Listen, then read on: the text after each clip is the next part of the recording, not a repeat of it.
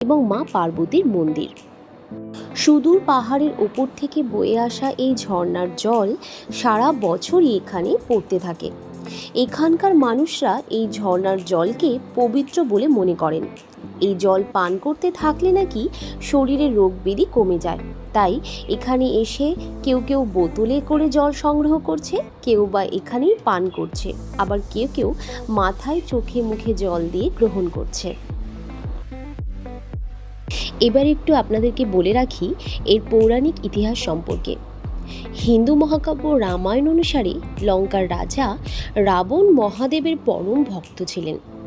রাবণ ভগবান শিবকে মুগ্ধ করার জন্য বছরের পর বছর ধরে তীব্র তপস্যা করেছিলেন এবং শিবের প্রশংসায় গান গেয়েছিলেন।